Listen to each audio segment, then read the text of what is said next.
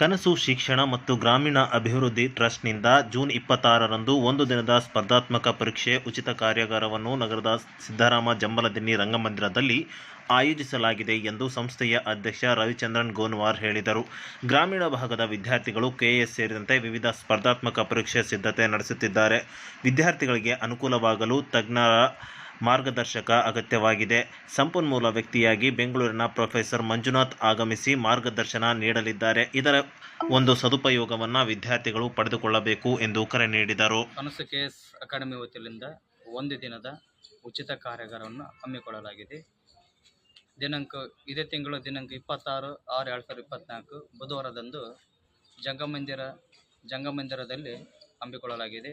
ಈ ಒಂದು ಕಾರ್ಯಾಗಾರಕ್ಕೆ ವಿಶೇಷವಾಗಿ ಪ್ರಖ್ಯಾತ ಕರ್ನಾಟಕ ಸಂಪನ್ಮೂಲ ವ್ಯಕ್ತಿಯಾಗಿರ್ತಕ್ಕಂಥ ಪ್ರೊಫೆಸರ್ ಮಂಜುನಾಥ್ ಸರ್ ಆಗಮಿಸಲಿದ್ದಾರೆ. ಅಂದು ಎಲ್ಲ ಕಲ್ಯಾಣ ಕರ್ನಾಟಕದ ಗ್ರಾಮೀಣ ಭಾಗದ ಮತ್ತು ರಾಯಚೂರು ನಗರ ಗ್ರಾಮೀಣ ಭಾಗದ ಎಲ್ಲ ಸ್ಪರ್ಧಾರ್ಥಿಗಳು ಹೆಚ್ಚಿನ ಸಂಖ್ಯೆಯಲ್ಲಿ ಭಾಗವಹಿಸಿ ಈ ಒಂದು ಕಾರ್ಯಾಗಾರದ ಸುವರ್ಣ ಅವಕಾಶವನ್ನು ತಾವೆಲ್ಲರೂ ಸದುಪಯೋಗ ಪಡೆದುಕೊಂಡು ತಮ್ಮ ಜೀವನವನ್ನು ರೂಪಿಸಿಕೊಳ್ಳತಕ್ಕಂಥ ಒಂದು ಅವಕಾಶವನ್ನು ಕನಸು ಅಕಾಡೆಮಿ ವತಿಯಿಂದ ಕಲ್ಪಿಸಿಕೊಟ್ಟಿದೆ ಎಂದು ತಮ್ಮಲ್ಲಿ ಮನವಿ ಮಾಡಬೇಕು. ಇದೇನು ಫೀಸ್ ಇದೆನಾ? ಉಚಿತ ಕಾರ್ಯಾಗಾರವನ್ನು ಹಮ್ಮಿಕೊಳ್ಳಲಾಗಿದೆ. ಯಾವುದೇ ರೀತಿಯ ನನ್ನ ಹೆಸರು ರವಿಚಂದ್ರ ಸಗ್ಗುಳಿ ರಾಯರು, ಕನಸು ಅಕಾಡೆಮಿಯ ಅಧ್ಯಕ್ಷ, ರಾಯಚೂರು.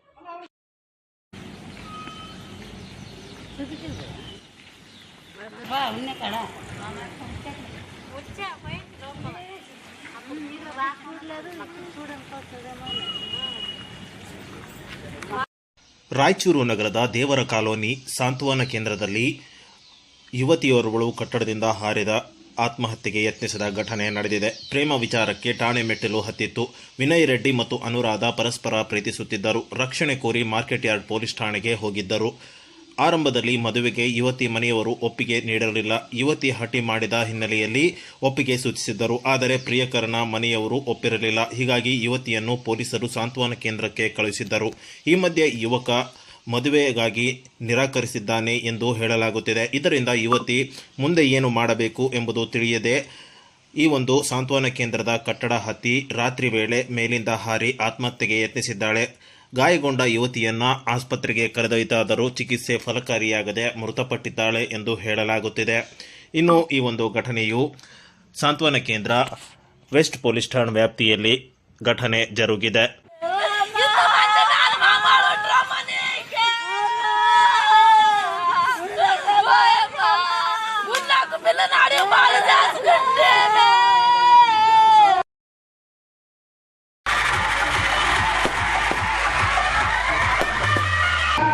ರಾಯಚೂರು ನಗರದ ಬಸವೇಶ್ವರ ವೃತ್ತದಿಂದ ಶಿವಶರಣೆ ಹೇಮರೆಡ್ಡಿ ಮಲ್ಲಮ್ಮ 602 ಜಯಂತಿ ಹಿನ್ನೆಲೆಯಲ್ಲಿ ಅದ್ಧೂರಿಯಾಗಿ ಮೆರವಣಿಗೆ ಮಾಡಲಾಯಿತು.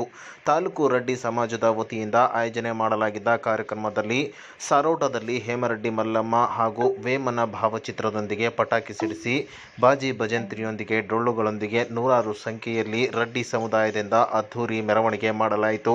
ಇನ್ನೊಂದು ಈ ಒಂದು ಮೆರವಣಿಗೆ ಕಾರ್ಯಕ್ರಮಕ್ಕೆ ನಗರ ಶಾಸಕ ಡಾಕ್ಟರ್ ಶಿವರಾಜ್ ಪಾಟೀಲ್ ಹಾಗೂ ಸಂಸದ ಕುಮಾರ್ ನಾಯಕ್ ಅವರು ಸೇರಿದಂತೆ ಹಲವು ಜನ ಸಮಾಜದ ಗಣ್ಯರು ಭಾಗಿಯಾಗಿ ಚಾಲನೆ ನೀಡಿದರು. ಈ ವೇಳೆ ಈ ಒಂದು ಮೆರವಣಿಗೆಯು ನಗರದ ಬಸವೇಶ್ವರ ವೃತ್ತದಿಂದ ಅಂಬೇಡ್ಕರ್ ವೃತ್ತದ ಮೂಲಕ ರಂಗಮಂದಿರದವರೆಗೆ ಮಾಡಲಾಯಿತು.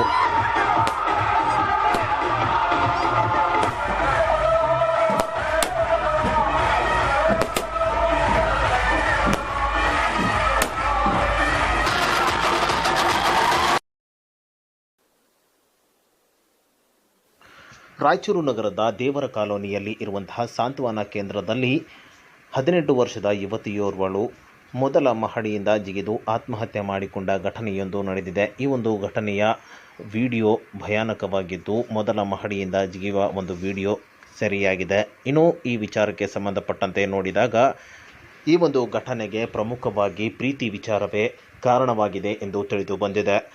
ಇನ್ನು ಅನುರಾಧ ಮತ್ತು ವಿನಯ್ ರೆಡ್ಡಿ ಎಂಬ ಇಬ್ಬರು ಪ್ರೇಮಿಗಳು ಪ್ರೀತಿಸಿಕೊಂಡಿರುತ್ತಾರೆ. ಆದರೆ ಪ್ರೀತಿಸಿದ ಈ ಜೋಡಿಗೆ ಕೊನೆಗೆ ಸಾವಿನೊಂದಿಗೆ ಅಂತ್ಯವಾಗಿದೆ ಎಂದರೆ ತಪ್ಪಾಗಲಿಕ್ಕಿಲ್ಲ. ಕಾರಣ ಇಷ್ಟೇ, ಪ್ರೀತಿಯನ್ನು ನಂಬಿ ಪೊಲೀಸ್ ಠಾಣೆ ಏರಿದ ಯುವತಿಗೆ ಪ್ರಿಯಕರನಿಂದಲೇ ಅನ್ಯಾಯವಾಗಿದೆ ಎಂದರೆ ತಪ್ಪಾಗಲಾರದು. ಕಾರಣ ಯುವತಿಯ ಮನೆಯಲ್ಲಿ ಒಪ್ಪಿದರೂ ಕೂಡ ಯುವಕನ ಮನೆಯಲ್ಲಿ ಒಪ್ಪದ ಕಾರಣ ಯುವಕ ನೇರವಾಗಿ ಪ್ರೀತಿಸಿದ ಪ್ರೀತಿಗೆ ನಿರಾಕರಿಸಿ ಮದುವೆಯಾಗಲು ನಿರಾಕರಿಸುತ್ತಾನೆ. ಇದರಿಂದ ಮನೆಗೂ ಬೇಡವಾದೆ, ಪ್ರಿಯಕರನಿಗೂ ಬೇಡವಾದೆ ಎಂಬ ಒಂದು ಮಾನಸಿಕ ಖಿನ್ನತೆಯಿಂದ ಅಥವಾ ಬೇಜಾರಿನಲ್ಲಿ ಈ ಒಂದು ಯುವತಿ ಈ ಒಂದು ದೇವರ ಕಾಲೋನಿಯಲ್ಲಿ ಇರುವಂತಹ ಒಂದು ಸಾಂತ್ವನ ಕೇಂದ್ರದ ಮೊದಲ ಮಹಡಿಯಿಂದ ಜಿಗಿದು ಆತ್ಮಹತ್ಯೆ ಮಾಡಿಕೊಂಡಿದ್ದಾಳೆ. ಇದಕ್ಕೂ ಮುಂಚೆ ಪಾಲಕರು ಯುವತಿಗೆ ಮನವೊಲಿಸಿ ಕರೆದುಕೊಂಡು ಹೋಗಲು ಬಂದಾಗಲೂ ಕೂಡ ಮನೆಗೆ ಹೋಗಲು ನಿರಾಕರಿಸಿದ್ದಾಳೆ. ಇದರಿಂದ ಯುವಕ ಕೂಡ ನಿರಾಕರಿಸಿದ್ದಾನೆ. ಆಗ